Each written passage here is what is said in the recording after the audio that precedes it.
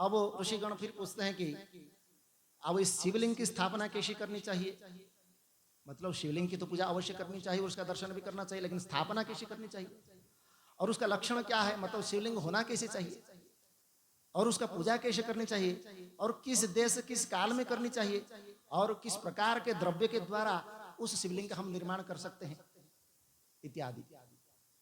वहां पर उसका फिर उत्तर दे रहे हैं सूत जी महाराज।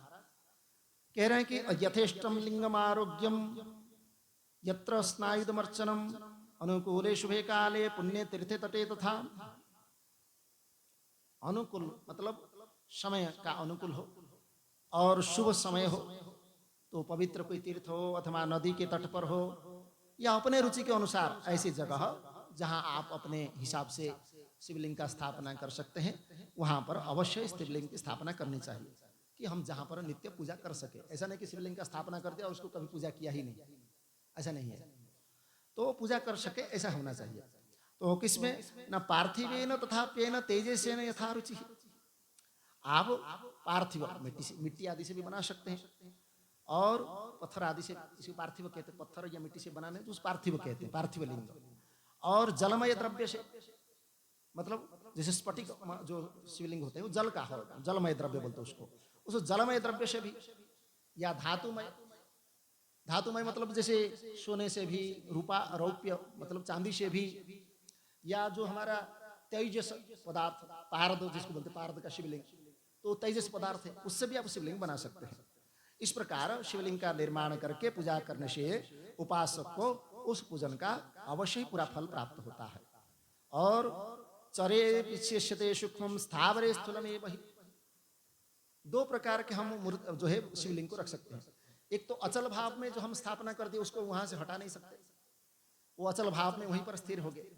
और एक चल प्रतिष्ठित होते, मतलब हम अगर अपने साथ कहीं चले गए, जैसे यहाँ से अभी कहीं चले गए, तो भगवान शिव को पूजा किए बिना तो हम रह नहीं सकते, तो उसको चल प्रतिष्ठा होती है, मतलब अपने साथ में ले जा सकते हैं, ऐसे शिवलिंग होता है। तो उस शिवलिंग को हम साथ में ले जा सकते हैं, उसको चल प्रतिमा कहते हैं।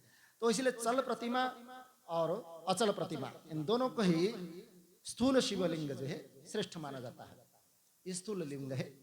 और उत्तम लक्षण से युक्त पीठ सहित, मतलब पीठ मतलब जैसे उसमें एक पीठ बनाया हुआ है, जैसे भगवान का जलहरी जी को कहते हैं जिसको, उसके ऊपर स्थापना किया जाता है। तो ये पीठ बिना हुए बिना शिवलिंग की स्थापना नहीं होती है, इसलिए उसकी पीठ चाहिए। तो ये जो पीठ है कह रहे हैं कि मंडलाकार, गोल भी हो सकता है, ऐसी गोल करके भी उसका पीठ हो सकता है।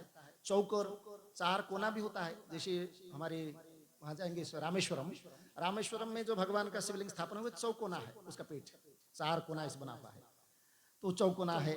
त्रिकोण हो सकता है, जैसे अब यहाँ भगवान का इसी त्रिकोण बना हुआ है।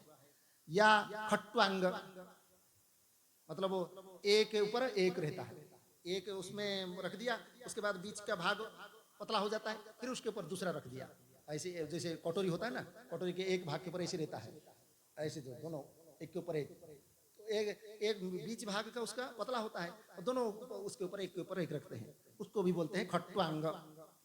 ऊपर गोल अर्थात आगे लंबा, ऐसे होता है। तो ये लिंग पीठ जो है ये महान फल देने वाला, मतलब बिना पीठ के हम उसमें शिवलिंग स्थापना नहीं कर सकते हैं। और कहते हैं कि प्रथमम मृत छालभ्यो लिंगम लोहादिभिः कृतम ये न लिंगम तेन पीठम स्थावर ही विशिष्यते। पहले मिट्टी, प्रस्तर मतलब पत्थर आदि तथा लोहे आदि से भी शिवलिंग का निर्माण करना चाहिए। जिस द्रव्य से आप शिवलिंग का निर्माण हो उसी से ही उसका पीठ बनाना चाहिए, मतलब जिस धातु से या मिट्टी से या पत्थर से बना रहे हो वो पीठ भी उसमें ही बनना चाहिए, अलग अलग नहीं होना चाहिए। अब आपने पत्थर का तो शिवलिंग ले लिया और वहां धातु का उसने आपने पीठ बना दिया, कोई पीतल का या और किसी का बना दिया, उसमें नहीं मान्यता होती है। तो इसलिए कहते हैं जो शिवलिंग का वैसे ही बनाना है। और स्थावर, स्थावर और अस्थावर, चर, चर अचर दो लिंग है, उनका उपादान एक ही होना चाहिए, मतलब दोनों ही एक स्वरूप में होना चाहिए।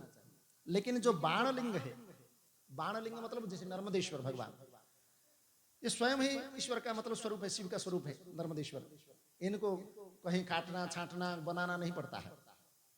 तो वो तो भगवान स्वयं ही वचन दिए हैं कि तेरे जल में जो भी कंकड़ पत्थर होगा वो मेरा ही स्वरूप होगा। तो इसलिए वो शिव का स्वरूप उनको बाण लिंग कहते हैं। तो उनकी कोई प्राण प्रतिष्ठा नहीं होती है, उनको आप कहीं भी रख करके नर्मदेश्वर की पूजा कर सकते हैं।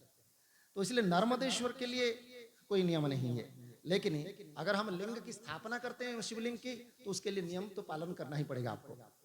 इसलिए लिंग की लंबाई कितना होना चाहिए, तो कहते हैं लिंग प्रमाणम कर्तृणाम द्वादशांगुलम उत्तमम। जो व्यक्ति उस लिंग शिवलिंग की स्थापना कर रहा है वह 12 अंगुल, मतलब उस व्यक्ति के अंगुल में 12 अंगुल होना चाहिए। कब? वो जो अचल शिव, मतलब जिस मंदिर में स्थापना कर रहे हैं, जिस व्यक्ति की स्थापना से हो रहा है उस व्यक्ति का उस हाथ में 12 अंगुल होना चाहिए। इतना बड़ा शिवलिंग का प्रमाण होता है, तो बराबर होनी चाहिए। ऐसे ही शिवलिंग को उत्तम कहा गया है। उससे कम लंबाई हो, अगर जैसे हमने 12 अंगुल से कम कर दिया तो फिर हमारा उसको फलीभूत नहीं होगा, मतलब उसको उत्तम कोटि नहीं कहा जाएगा। और अधिक हो तो उसमें कोई दोष नहीं। अच्छा 12 अंगुल से अधिक हो गया तो कोई दोष नहीं, लेकिन 12 अंगुल से कम हुआ तो उसको दोष लगता है। इसलिए उसकी लंबाई कम से कम करता के, और जो मतलब चल प्रतिष्ठा जिसको हम साथ में लेके चलते हैं, तो उस चल प्रतिष्ठा का अंगुल कितना परिमाण होना चाहिए, तो कह रहे हैं कि जो लंबाई होता है उसकी कम से कम 1 अंगुल के बराबर होना चाहिए।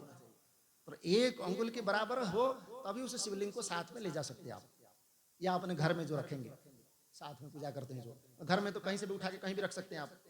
यहाँ तो मंदिर में आप उठा नहीं सकते, यहाँ तो अचल प्रतिमा होगी। घर में आप कहीं भी उठा के उसको रख सकते हैं। तो वो जो चल प्रतिमा है उसको 1 अंगुल के ही बराबर होना चाहिए।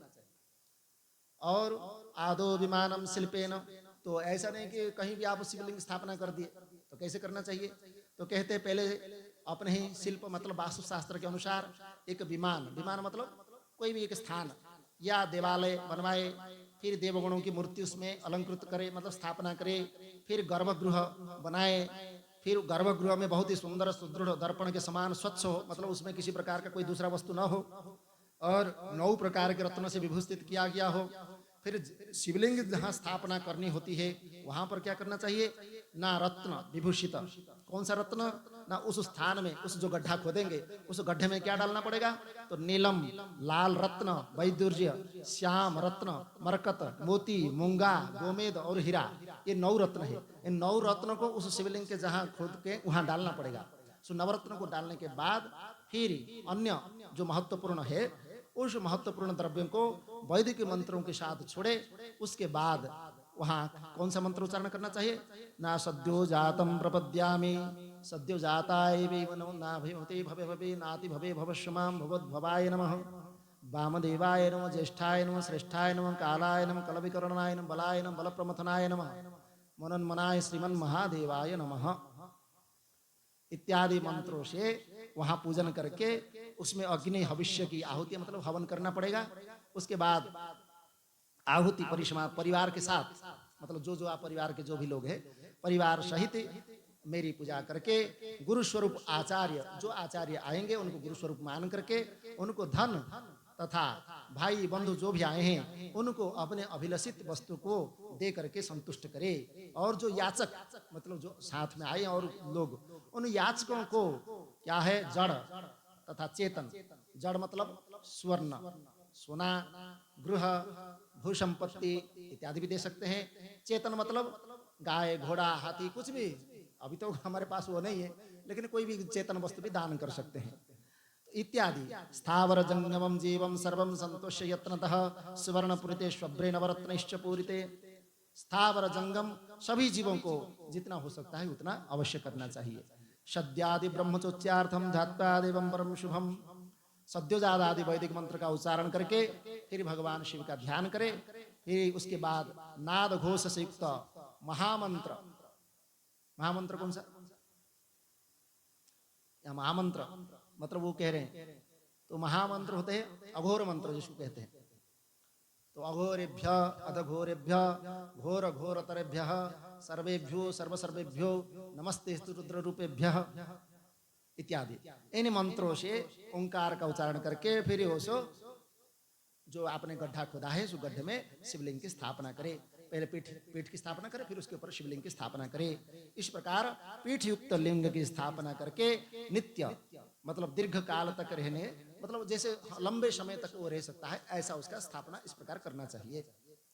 इस प्रकार पंचाक्षर मंत्र से फिर उसमें अब जैसे मूर्ति हम स्थापना करना चाहते हैं, इस प्रकार पंचाक्षर मंत्र से भी जैसे जो लिंग स्थापना में जो विधि बताया गया वही विधि से हम मूर्ति की स्थापना कर सकते हैं।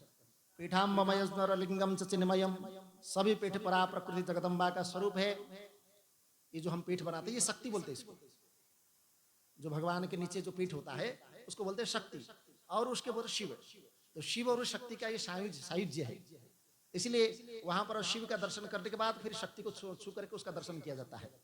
तो इसलिए यहाँ जगदम्बा का वो पीठ स्वरूप है, इसलिए समस्त शिवलिंग ही चैतन्य स्वरूप है, मतलब शक्ति के साथ शिव ही संपूर्ण रूप से चैतन्य स्वरूप है। इसलिए वहां किसी भी प्रकार की अशुद्ध वस्तु या अशुद्ध हाथ से हम छू नहीं सकते, इसलिए चैतन्य स्वरूप है। जैसे भगवान शंकर देवी पार्वती के जैसे गोद में जो विराजते हैं ऐसा वहां पर विराजमान है। इस प्रकार एवं स्थाप्य महालिंगम पूजयेत् उपचारक, इस तरह महालिंग की स्थापना करके विविध उपचार द्वारा उनका पूजन करे, और शक्ति के अनुसार आप जितना नित्य पूजा कर सकते हैं अवश्य नित्य पूजा करनी चाहिए। इस प्रकार साक्षात शिव का पद प्रदान करने वाले लिंग की स्थापना करके अथवा किसी भी चर लिंग में षोडशोपचार द्वारा यथोचित ऋषि क्रम से आप इस प्रकार भगवान शिव की पूजा अवश्य करना चाहिए। तो कितने प्रकार के पूजा, तो उसका विधि भी कह दिया कि षोडशोपचार आवाहन, आसन, अर्घ्य, पाद्य, आचमन, अभ्यंग, स्नान, वस्त्र, गंध, पुष्प, धूप, दीप, नैवेद्य, तांबूल समर्पण, निराजन, नमस्कार, विसर्जन, ये 16 प्रकार के पूजा होता है। इसे रोज हमारे अभिषेक जो यहाँ होते हैं करते हैं, ये 16 उपचार बोलते हैं उसको। तो अर्घ्य से लेकर के नैवेद्य तक इसका पर विधिवत पूजन करे, फिर अभिषेक, नैवेद्य, नमस्कार और तर्पण ये भी यथाशक्ति करे।